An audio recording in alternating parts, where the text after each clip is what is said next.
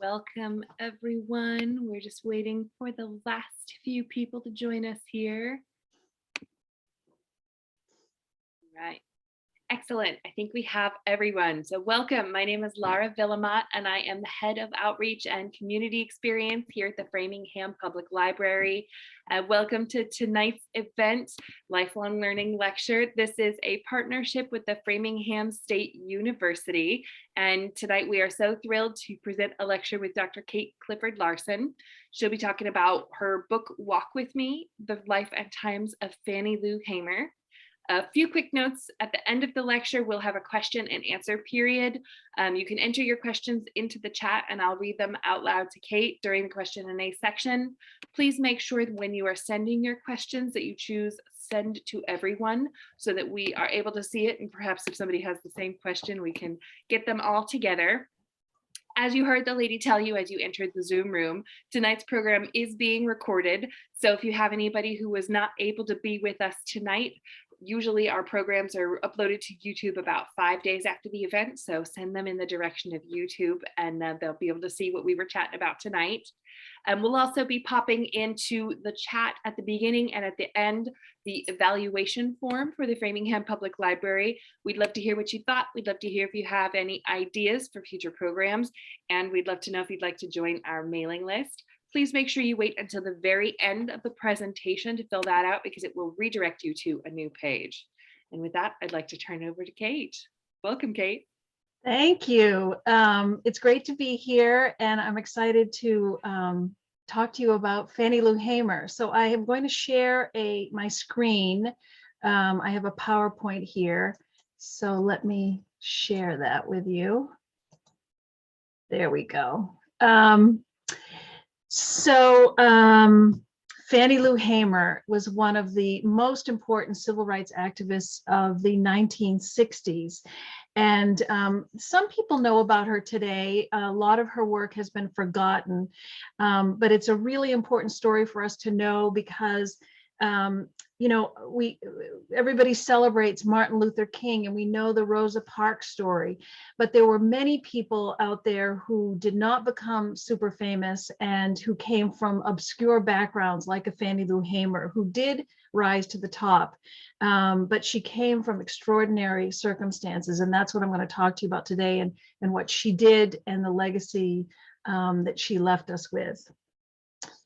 So let's see. I'm not sure why this isn't moving. There we go. She was born in 1917, the fall of 1917 in Mississippi. Her parents were sharecroppers, and Fannie Lou was the 20th child of Jim and Ella Townsend.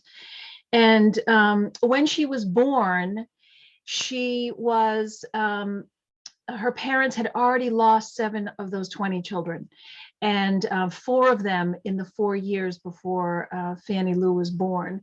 The survival rate for Black children was, you know, about 25% of them died by the time they were 5 years old, and that's an extraordinarily abysmal situation. Lack of access to health care, poor nutrition, just extreme poverty, you know, plagued the lives of many Black Mississippians, particularly sharecroppers and in rural areas. And her parents were sharecroppers, as I said. And for those of you who aren't familiar with sharecropping, it's a process that, or a way of farming that came up after slavery to replace enslaved people. White landowners, white plantation owners came up with a system where they would lease parts of their plantations to sharecroppers who would share the agricultural products, the profits of those agricultural products at the end of the year with the plantation owner, who would also charge them for their shacks and would charge them for water and farm animals and seed and any other equipment that they needed to farm that plot. And oftentimes, a lot of that equipment and this seed was sold to the sharecroppers through what was called the plantation or farm commissary that was owned by the landowner. And that landowner charged exorbitant prices in the commissary. So at the end of the year, if it was a good year, sometimes sharecroppers could eke out a little bit of money after the accounts were settled. But oftentimes they were indebted to the landowner, and it became a perpetual cycle of debt peonage, and it trapped many Black families and poor white families to the land in the Deep South. But the Hamers, struggled and tried to make a way, and some years they did save money and seemed to be doing well, and they had the promise of moving up and out of sharecropping and perhaps become tenant farmers where they could actually lease the land themselves and not be indebted to a landowner. But when she was about 3 or 4 years old, the family moved from Choctaw County in Mississippi to the heart of the Delta in Sunflower County to a plantation outside of the town of Ruleville. And it was a large cotton plantation. And she started picking cotton at the age of 6 years old, along with her older siblings and her parents. And just the few pennies that she could earn picking cotton made a difference for the family. And the winters were the most difficult time for sharecropping families, because if they didn't make enough at the end of the season to help tide them over during the winter months when there was no work, they could basically starve. And it was cold in the Mississippi Delta in the winter, and Hamer would talk about how her mother would tie pieces of cardboard to their feet to protect them from the cold ground, and how Hamer and her siblings and her friends would run and stand in cow dung because it was warm and it would warm up their feet. They had patched clothing, and the schools that they attended were segregated schools. They were not well funded. I think out of every $12 or $13 dedicated to schools in Mississippi, only one of those dollars went to Black schools. The rest went to white schools. They were often just poorly constructed shacks with no central heating. They'd have a wood stove. There would be no running water. There would be an outside outhouse. And the teachers would struggle to teach the children with no resources. They rarely had books, certainly didn't have writing utensils. So it was a difficult situation for children who in rural communities like that would only go to school 3 or 4 months of the year when it was a downtime in the season. But she was a gifted student, and she learned quickly, and she was the pride of her family and the community. She recited poetry. She had a beautiful singing voice, even as a child. So even in church, people would marvel at how beautiful her voice was. So she was a gifted child and considered her mother's favorite. And I can understand that after losing 4 babies and then have 1 baby survive. I can see why Fannie Lou would be a favorite of her mother's. Ruleville, Mississippi is just a few short miles from what is considered the birthplace of the Delta blues music tradition.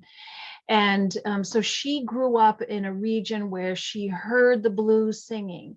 And of course, she heard the spirituals in church. She was raised in the Baptist church. Her father was a part-time Baptist minister. So there was this infusion of gospel and spiritual music, field songs, call and response, field hollers that she would hear as a child out in the fields. And then there was the Delta blues. So she had all those influences in her life. And when I did research for my book, I interviewed several blues historians. And one of them, Mary Williams, said to me that, you could hear in Hamer's voice that she had a blues riddled life. Literally, she had a blues riddled life. Not only the music, but it was a blues life. And if you go on YouTube, you can find her singing some songs, and you can hear that blues edge, that blues influence in the way she sings and the songs that she would sing. She through the Great Depression, her family struggled mightily. She left the school in the 6th grade when she was about 12 or 13 years old to work full time with her family. Most of her siblings by the Great Depression had moved out of the house. Some moved north. Others went on to sharecrop and raise their own families nearby or far away. So she was left alone with her parents to survive during the Great Depression. Her father, as I said, was a part-time Baptist minister as well, and he made bootleg liquor on the side. Mississippi was a dry state, but it did allow residents to brew their own liquor or beer or whatever. And they so there was a lot of bootlegging going on, and there were a lot of speakeasies and juke houses nearby. But in order to supplement their income, her father made bootleg liquor, which she learned to do as well. Her father died in 1939 of a stroke, and her mother became blind. She was injured. She injured an eye when breaking up brush in the field, and something flew in her eye. And because she didn't have access to medical care, she went blind. So Fannie Lou Hamer was the sole support of her family by the end of the Great Depression. But World War II brought a little bit more prosperity to the region. Cotton prices rose, and it was just a better circumstances for Hamer and her family. She married a neighbor, Charlie Gray, in 1938, but divorced him in 1943. In the meantime, she started an affair with Perry Pap Hamer, who worked on the Marlowe plantation outside of Ruleville. And he had a slightly better position on the plantation. He was a sharecropper like many of his neighbors, but he also was a mechanic, and he could repair farm equipment. And mechanization of farm equipment had arrived in the 20s and 1930s, and he had a skill that not everybody had. He could drive it and he could repair it. So he had a better position on the plantation. So they got married. He ran a small juke house to supplement his income as well. And they got married in 1944, and they hoped to have children of their own. But Fannie Lou Hamer struggled with fertility issues. They adopted 2 girls, Dorothy and Virgie. But, there was still tremendous discrimination. African Americans, even though they were half the population in Mississippi, were severely restricted in their rights. They could not vote. They just didn't have the rights and liberties and of white citizens in Mississippi. And white supremacy created an atmosphere of fear and violence. The white ruling community used violence and threats of violence, of economic retaliation and other means to subjugate the Black population. And Fannie Lou Hamer was tired of this. She always was tired of it, and she used to complain about it to her fellow field workers. And they thought that she was a little bit crazy to complain, because people who complained got in trouble or got hurt. But she was frustrated because she was denied fair wages and fair treatment and access to education for her children and for herself and a better life. She complained about the plantation boss, the Marlows.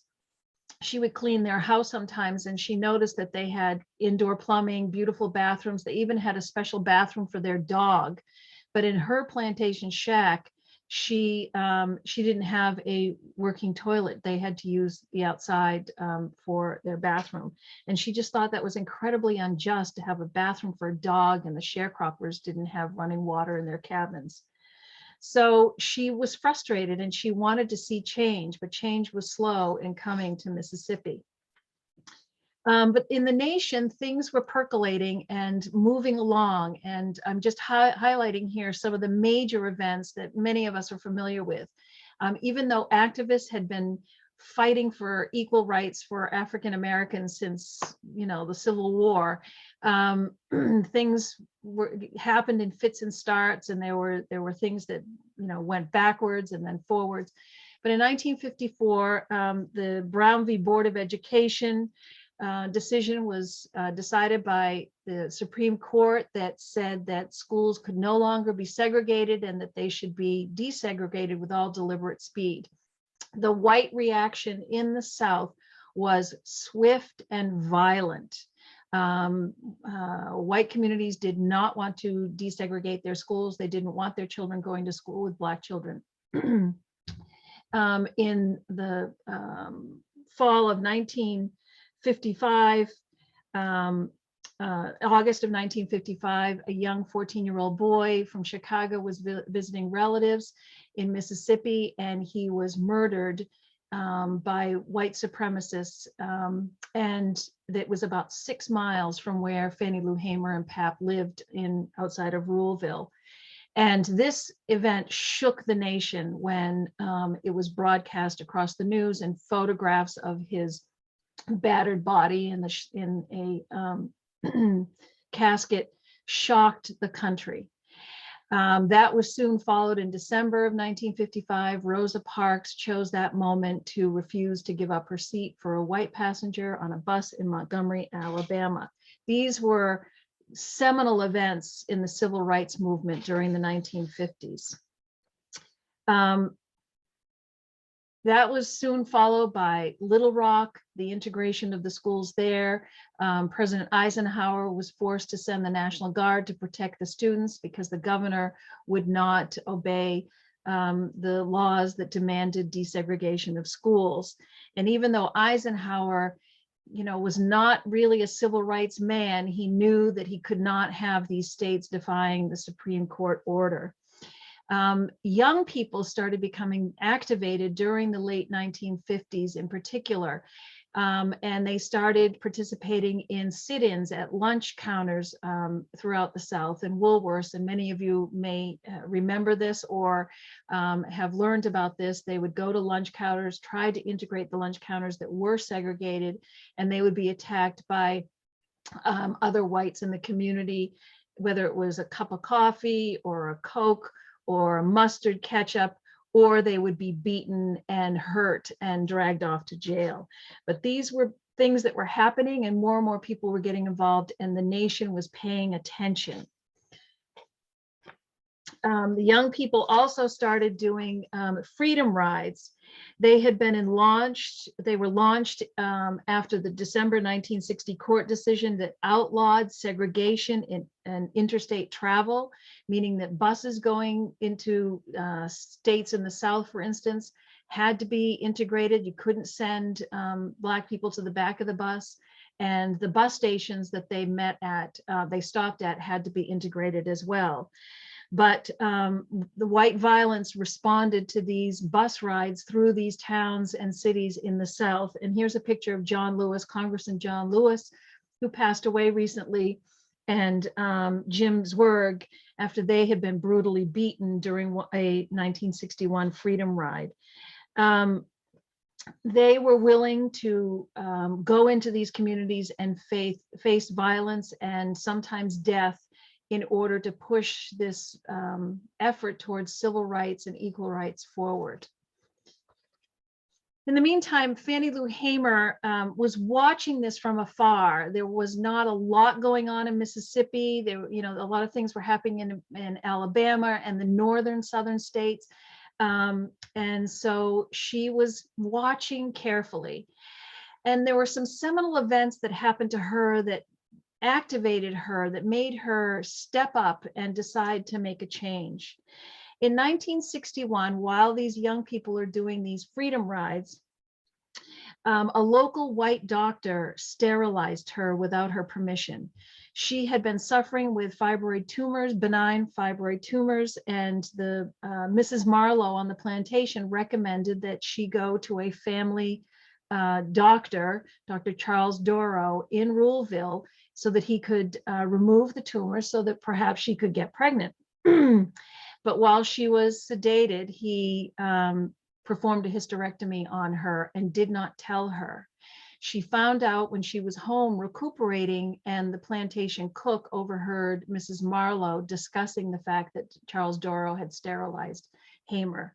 She went into a deep, deep depression. He took from her her hopes and dreams of having her own babies with Pap Hamer, and he did it without her permission.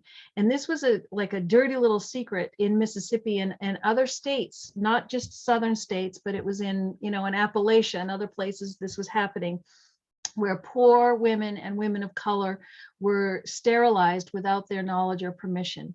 In Mississippi, it was called a Mississippi appendectomy. And there were women in Ruleville, neighbors of hers, that this had happened to, and Hamer did not imagine that it would happen to her, but it was such a secret, people weren't talking about it. And Dr. Charles Dorough happened to be the son of Ruleville's notoriously racist mayor, Charles Dorough Sr.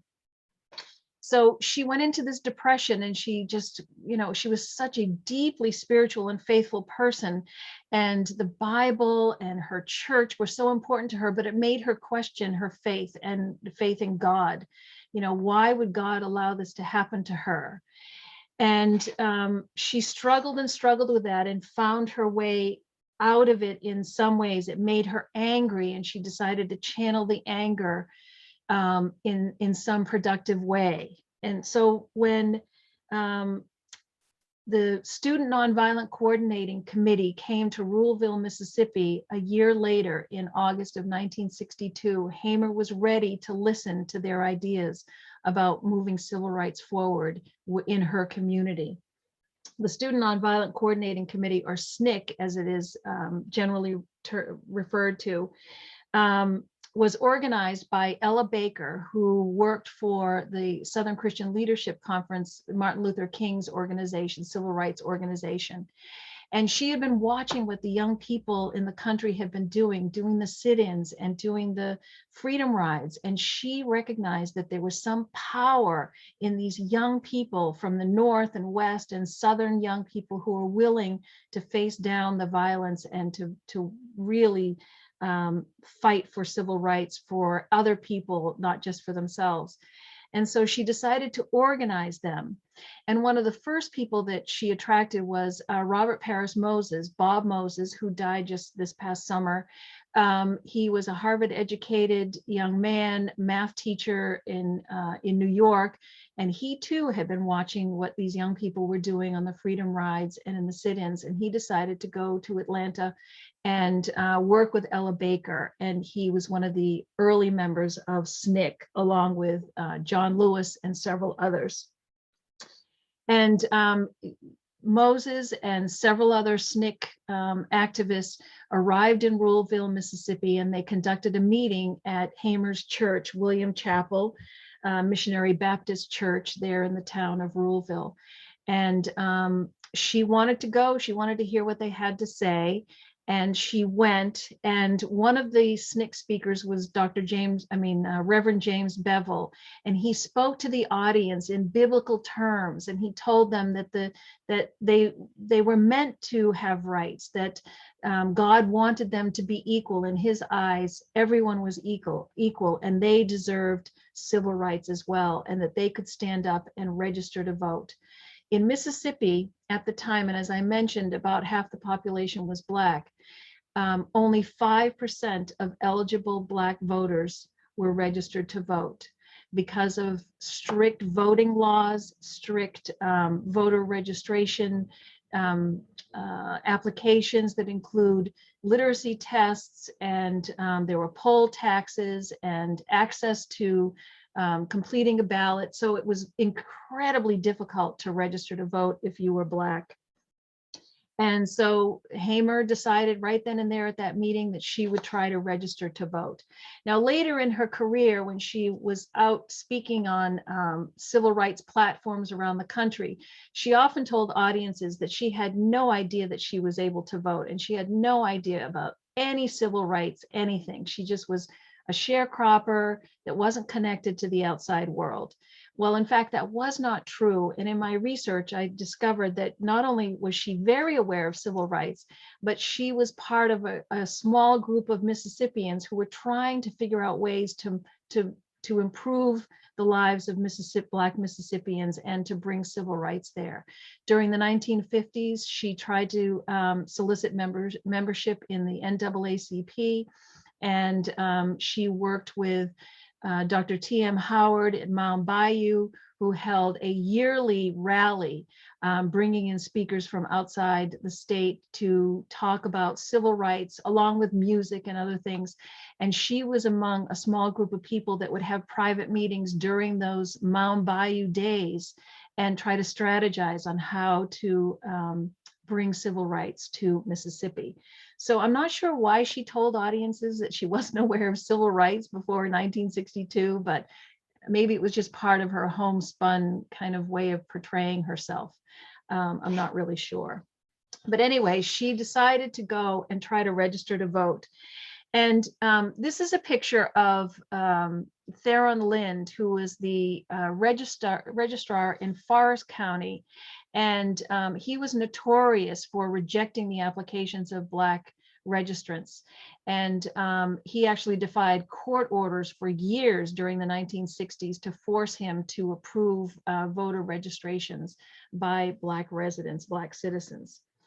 So Hamer went with a group of about 18 Ruleville residents to Indianola, the county seat in Sunflower, and they arrived. She went into the courthouse. She took the test. It was an onerous test. It involved also interpreting an obscure section of the Mississippi Constitution that was written in 1890. And of course, she failed. They were harassed at the courthouse. They were harassed by white supremacists who tried to run them off their bus off the road. On their way home, the police stopped them and fined the bus driver for driving a bus the wrong color yellow. It was incredible harassment. And when she got home and went home to her sharecropper cabin to see Pap and her daughters, Mr. Marlowe, the plantation owner, showed up and asked her what she had done that day, and she said she went to register to vote, and he got furious and said that he wanted her to retrieve her application from the courthouse, and she said no, that she went to register for herself, not for him, but for herself. So he evicted her right there that night. He required that Pap and the girls stay to finish picking cotton for the season, but he wouldn't let Fannie Lou stay on the property. So she had to leave. The Charles Doro, the mayor, threatened the Snick workers that were there in town. And he said, he's quoted as saying by the Snick workers, quote, "I know y'all aren't from here and you're here to cause trouble, and I'm here to tell you to get out of town." And when the Snick organizers told him that the Constitution gave them the right to help people register to vote, he said to them that that law wasn't in Mississippi yet.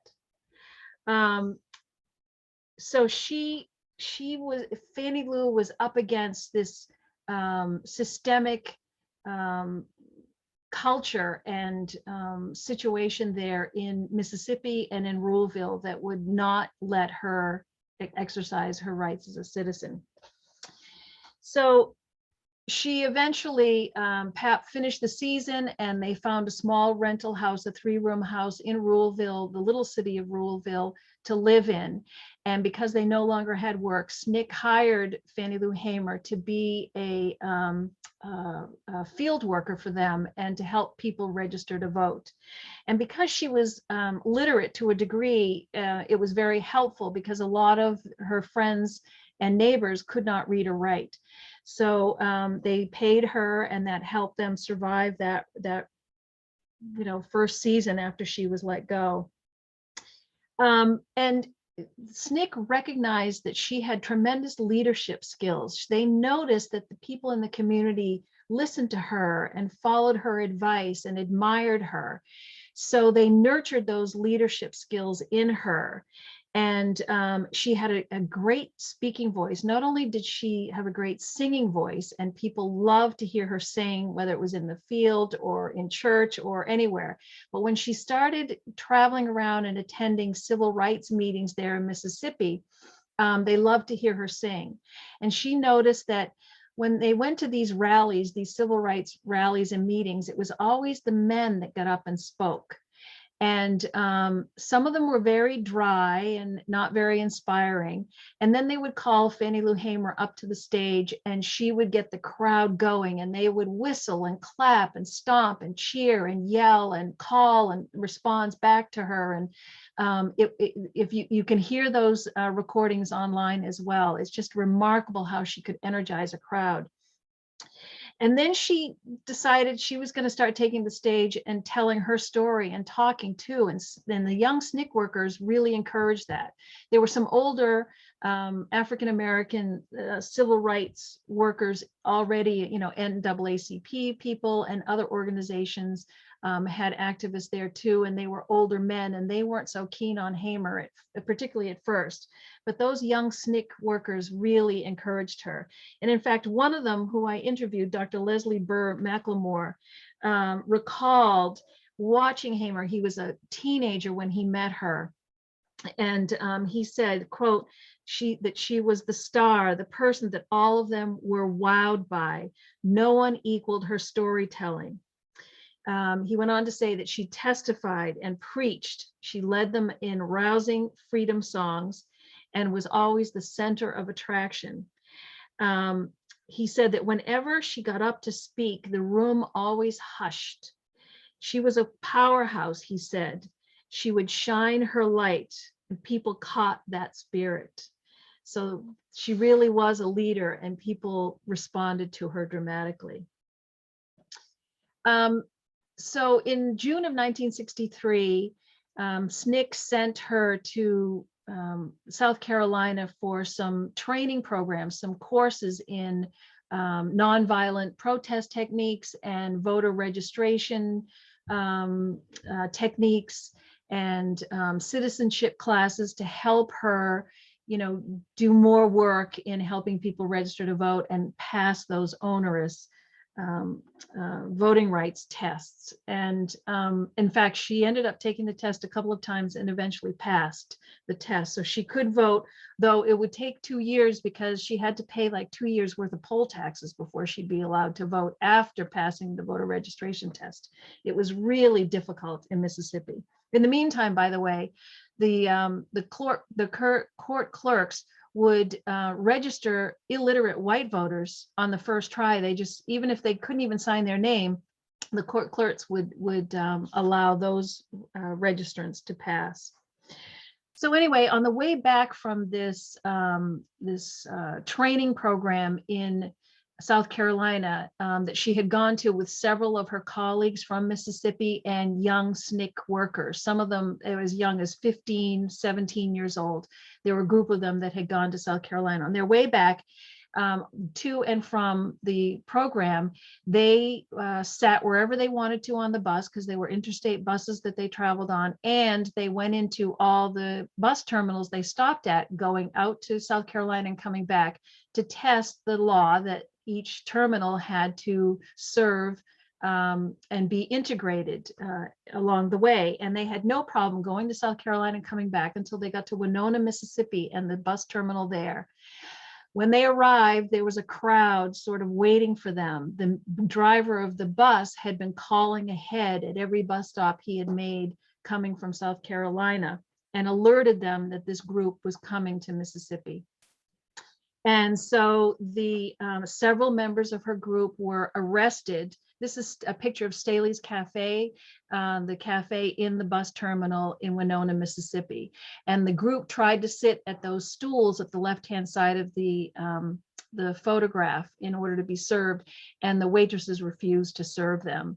So when they went outside, the police and the state troopers had arrived and arrested several members of the group, including Hamer, June Johnson, who was 15 years old at the time. She's on the left-hand side carrying the sign, "I wonder, is white power dying?" And then Annelle Ponder here on the right, who was a teacher, actually. She was older than the Snick students, younger than Hamer, who was about 45 at the time. And Ponder was in her early 30s, and she was an education specialist. She taught citizenship classes in Greenwood, Mississippi. They arrested her, several other women, and a young man, and brought them to the Winona jail. And they were brutally beaten, and Hamer was sexually assaulted, and they were held in the jail for 4 days without medical treatment. And finally, they were released from jail when Andrew Young and several other members of the SCLC, the Southern Christian Leadership Conference, some lawyers got together and bailed them out of the jail in Mississippi. And in fact, Hamer was so brutally beaten, she almost lost consciousness, and she almost died, actually. And she sang the song, forced herself to sing the song, "Walk with me, Jesus, walk with me, God," to keep her, to inspire her to stay alive, because she didn't want those white supremacists to kill her, and she didn't want them to win, in a sense. And that's where I got the title of my book, Walk with Me, the song that she sang to help her survive.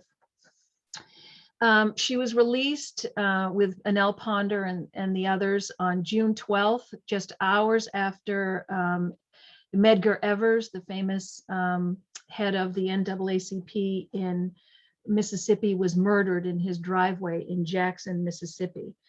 And she found that out when they were released from jail, and they were driving away, and they were told that Evers had been assassinated. And she was more determined than ever, even after that beating and assault.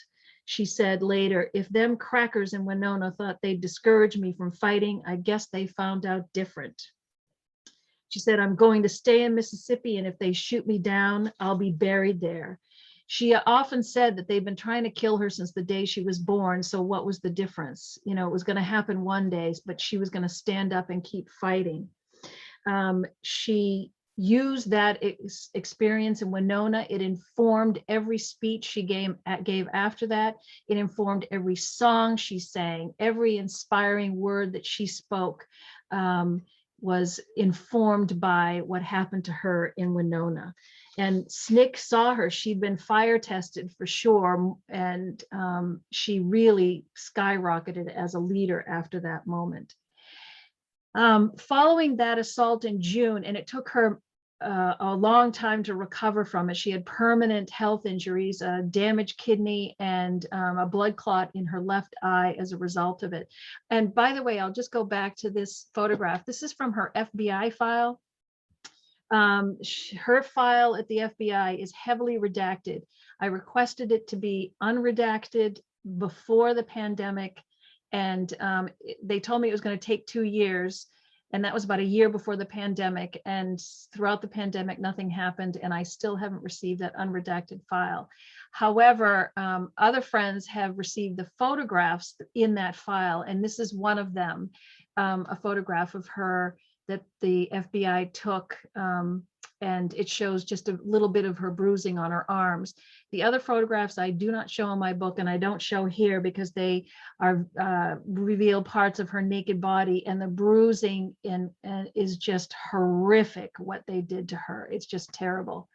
And I did find other records of other civil rights activists. The redacted records in Hamer's FBI file are actually unredacted in other civil rights activist files. So I don't know why they're still redacted in Hamer's file, but they are. 2 months after the Winona incident, Martin Luther King had his March on Washington that was just incredible. And then the month after that, the violent response was the bombing of the 16th Street church in Birmingham, where the 4 little girls were murdered.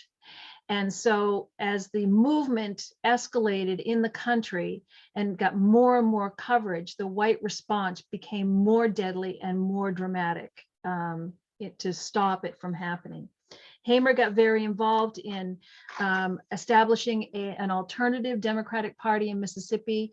It was called the Mississippi Freedom Democratic Party, and because Black people couldn't vote, they had mock elections and encouraged people to vote in the mock elections. And they used that election and the voting of the people to show the National Democratic Party that African Americans in Mississippi wanted to vote, because everyone was saying they didn't want to vote and they didn't need to vote. And so she helped form this party. She also helped help Snick organize the Freedom Summer Project of 1964, where they brought in 850 people, young people and volunteers from around the country to come teach classes to children in the summertime, to run libraries, to do voter registration. And it was an amazing event throughout the summer, but the violence was tremendous, and Snick workers were murdered and assaulted and threatened throughout the whole summer. And in fact, the famous story of 3 young Snick workers, Andrew Goodman, Michael Schwerner, and James Chaney, were murdered in near Philadelphia, Mississippi, and buried, and they weren't found for 45 days. Oh, I don't know why this is freezing here.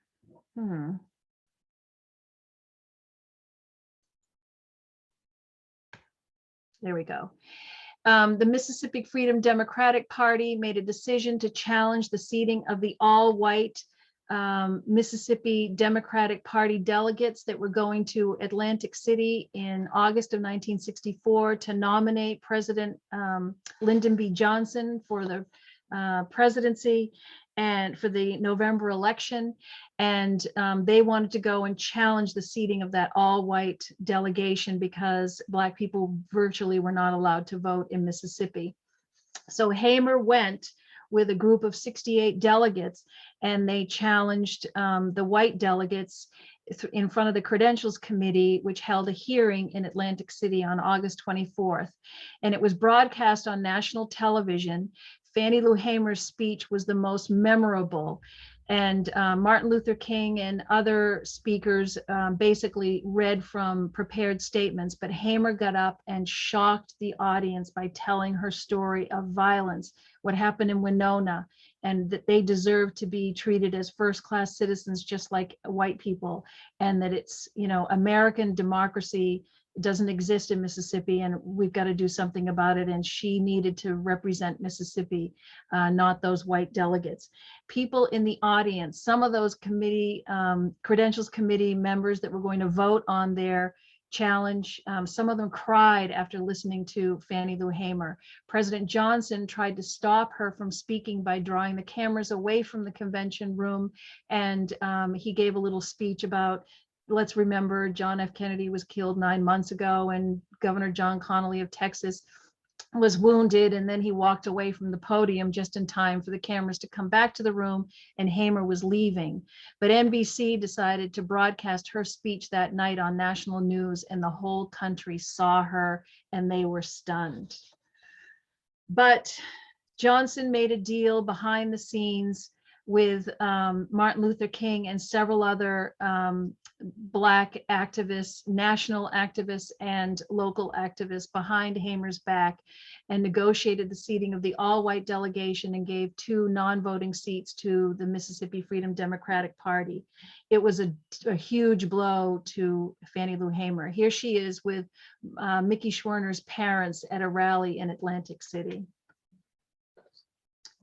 And Bob Moses was devastated, just like she was, that they were betrayed by the national leadership in making a deal with Lyndon Johnson.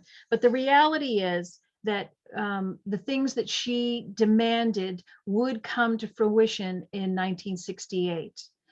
In the meantime, she would run for office and not win, but she had to set an example for for Black voters and for other African Americans who wanted to run for office. So she ran for office in Mississippi and failed, but she and other activists challenged the seating of the Mississippi representatives, congressmen, after the November election. They went to Congress and demanded that those people not be seated.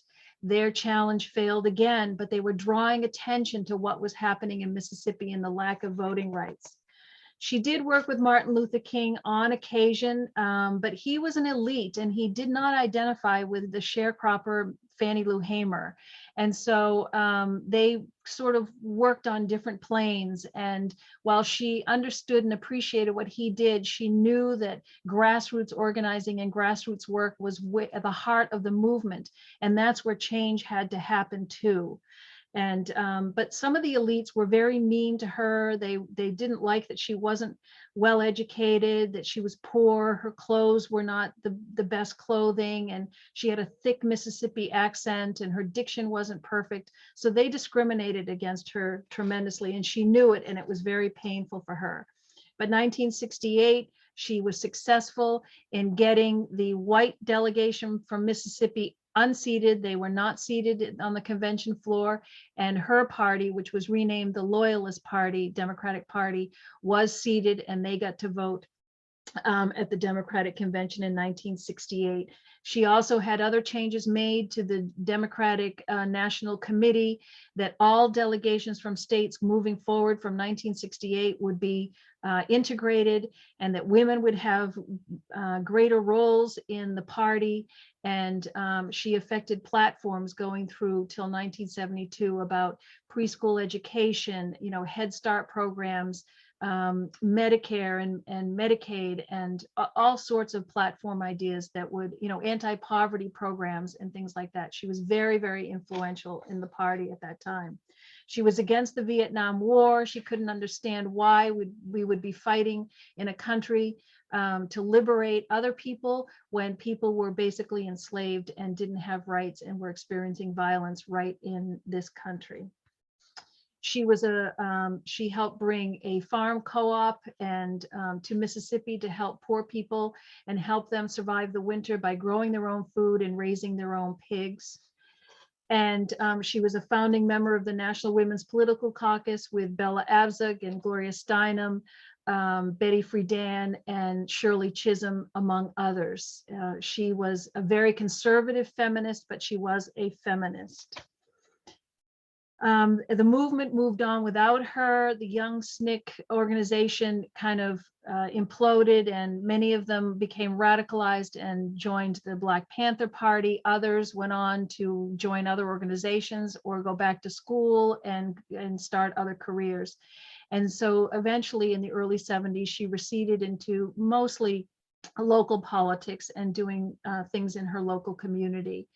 And so her support system weakened, and her voice became weaker, also coinciding with her becoming extremely ill. She had diabetes and hypertension, and then she developed breast cancer, and she did not have access to great health care, and she and Pat became heavily indebted trying to get her treated. She died in March of 1977 of complications from breast cancer. And she was very much alone at that time with Pap at her side, but many of her colleagues had forgotten her. Her funeral was well attended. There were thousands of people who showed up for the funeral, and her memory was uplifted again. And in some places, in universities and other places around the country, they do celebrate Fannie Lou Hamer's voice and legacy. But I think that, boy, in these times today, her voice needs to be heard again, and her legacy can continue to live on if we sort of use her playbook and help push the movement forward in the ways that she hoped, and in the ways that she had hoped she'd see change. So I'm going to stop this share, and maybe we have some questions now. I know we have a few minutes for questions if anyone has questions. Yes, thank you so much. I'd love to invite anyone who has any questions to put your questions into the chat box and I can read them out loud to Kate. I'd love to ask you a question of my own. So I know you were talking a lot about the young SNCC workers. Fannie Lou there must have been quite a generational difference between a lot of the people that she was working with. There was, for some of them, there was 20, 30-year difference between them and herself. But there was something so captivating about her. And she also, for some of them, she was a little bit of a mother figure, but her power, her powerful presence just inspired these young people to do what they hoped to do, and that was to affect change. And she inspired her neighbors to accept these young SNCC workers. Now, the SNCC workers would come into a community and they would have to stay with local people, which was really dangerous for Fannie Lou Hamer and her neighbors. White vigilantes and white supremacists would drive around in those neighborhoods with shotguns at night and blast into these houses. I mean, people were wounded. Some people were killed. They targeted Fannie Lou Hamer. It was horrific. The town would overcharge them for their water bills if they housed a SNCC worker. There was just so much harassment that would go on. So these young workers admired her, and her neighbors, some of them looked askance at her, and others admired her too and were willing to follow her lead. So her family, did they travel around with her while she was doing this work? You know, talking about all the danger that she faced. So Pap stayed home with their daughters and managed the household and took care of the SNCC workers that lived there too. And the picture that I showed of him, I should have pointed that out. The man who was stirring a pot outside, that was Pap, and he was cooking a pot of cracklings, pork rinds. He was boiling them in a pot. And so he would stay there and man the house and stare down the white vigilantes. And so they didn't shoot into the house when he was standing there, but they threatened him a lot. And once in a while, she would bring her youngest daughter with her on the trail. She performed at the Newport Blues Festival several years in a row. And one year she brought her youngest daughter, Virgie, with her to sing. And so you can see some of that online, those of you who like the Newport Festival, and you can see her singing with people like Peter, Paul, and Mary, and Joan Baez, and Odetta, and Howlin' Wolf, and all these people. It's just incredible. Their oldest daughter, by the way, had two children. And in 1967, after giving birth to a little girl, Dorothy died of complications of anemia. She became really very, very ill. And after the childbirth and after a few months, she died. She just couldn't get access to the proper medical care. And so Pap and Fannie Lou raised the two granddaughters as their daughters until they were grown. It was a tough life, very tough life. You don't have any direct questions, but a lot of comments about, strong and brave woman, a great story of a very interesting woman in the chat box there. There's, I think we need to remember that there are Fannie Lou Hamers in our communities today that need our support, and we just need to find them. We're not all Fannie Lou Hamers. We're not all that, but we can follow and we can support and do what we can for women like her that are willing to stand up and practically give up everything in order to basically fulfill the promise of American democracy. It surprised me a little bit, you're sort of referring to Dr. King's elitism when he was working, in the same spheres as her, because I know a lot of what he worked on was poverty equality, especially for white people, because he felt like there was a lot of common ground there, but it sort of surprised me that he had that attitude. So they had that common ground. Hamer felt that, poor people were very disadvantaged in Mississippi too, and that until we're all equal and we all have access to same citizenship rights as elites, our democracy was broken. So she shared that with King, but he came from a different world. He couldn't identify with that sharecropper world. And then some of the elite men in particular were like Roy Wilkins and Ralph Abernathy and Adam Clayton Powell. They were really mean and rude to Hamer because they didn't want America to see that image of an African American sharecropper as representing them. Someone who didn't have, to them she was a caricature. Her, they just the things I write about it in the book, the things they said to her, they were just disgusted by her. And part of it was sexism, but part of it was, she just was not an elite, and they didn't like her traveling in their circles or taking the stage and getting more attention than they did. And she certainly did get a lot of attention. And we do have a few questions. What prompted you to write about Hamer? Well, I've known about Hamer since graduate school days back in the 90s, and she always fascinated me. And she's actually very much like Harriet Tubman, coming out of nowhere, an incredibly difficult origin story, background, circumstances, and they rise up out of those impossible circumstances with no resources and basically change the world because they have a powerful voice and they know how to use it, and they're brilliant. So they didn't have, both of them had no, Harriet Tubman had no formal education and Hamer had limited formal education, but they used their brilliance and their genius and different kinds of literacies to shake up the world, and people followed them and admired them and still remember them today.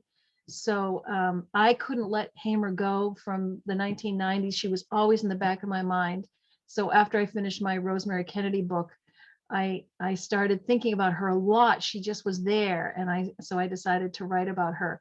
But I had no idea we'd end up in today's world 5 years ago with the voting rights and all of that happening today. And you'll read in my book some of the same language is being used today to about voting rights as was used back in the 60s. In some ways we've come far, but actually we haven't.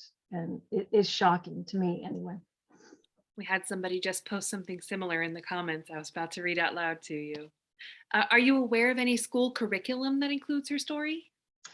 I don't, but I'm sure you can find it online, and places like, so Mississippi has the Mississippi Center for History and Archives. They may have something. There are institutes around the country, civil rights institutes, and there's online organizations I encourage all of you to check out. There's the Snick Legacy Project, SNCC Legacy Project. It's online. It's run by Snick veterans, and they've posted many of their personal documents and documents from the movement, biographies, all sorts of information, interviews. It's really great. And then there's the Civil Rights Veterans website. They do the same thing. They've posted lots of information.